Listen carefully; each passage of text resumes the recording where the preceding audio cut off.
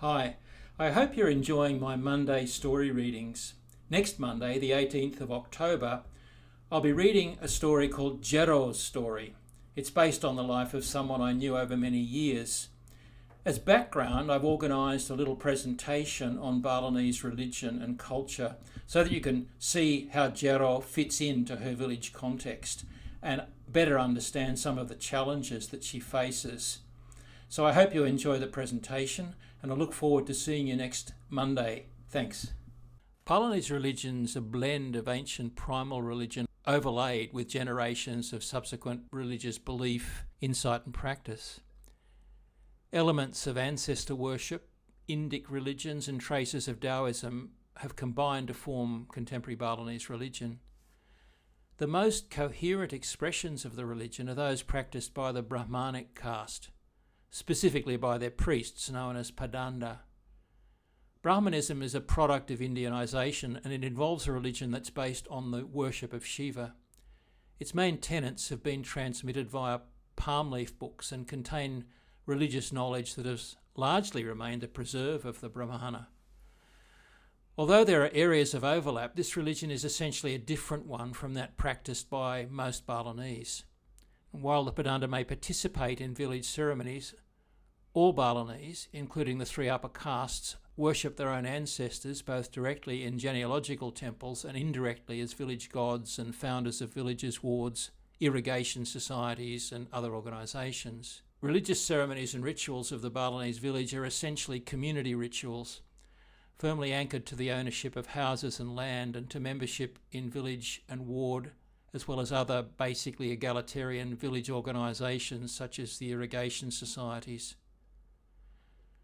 Balinese religion is very much a religion involving devotional ritual and ceremony tied to place. It's not a portable religion like the Abrahamic religions Judaism, Christianity and Islam. It has no one book.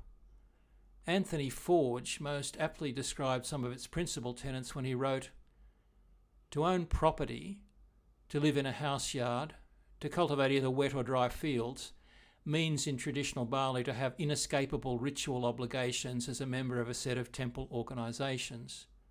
Not to fulfil those obligations means the end of social existence and the loss of all rights to property and inheritance, as well as, in terms of belief, the impossibility of reincarnation and either an eternity wandering as a miserable spook or rebirth as some form of lowly animal."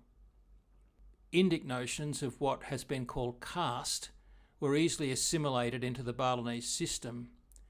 Four distinct social groups known as Charta Varna have emerged: Brahmana, scholars and Brahmanic priests; Kshatriya, rulers, administrators and warrior kings; Vaisya, court officials and knights, sometimes with commercial interests; and Sudra, village priests, lower court officials, peasants and traders.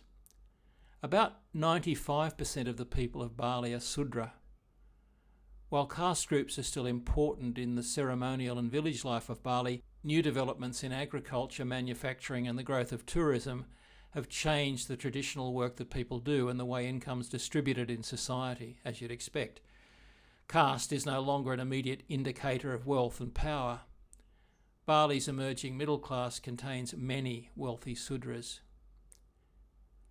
Members of a Balinese family are not simply confined to the living. Every family has an ancestor spirit shrine in the most mountainward and eastern corner of its compound. Without this, the family is not complete because this is where the unseen spirits of ancestors will take up residence at appropriate times. To be a member of a Balinese family is to be a member of both a corporal and a spiritual family. Ancestor spirits wait their turn to be reborn into an earthly family and must be respected and acknowledged. These purified spirits of the dead are generally benign or even benevolent, unless families have failed to observe appropriate ritual and respect. While Brahmanism brought the notion of Shiva as the supreme god, there is an ultimate unification of all aspects of the cosmos in Balinese thought, both the upper world of the gods and the nether world of the demons. No one aspect is complete in itself. the world consists and actually is in need of both good and evil, which complement each other.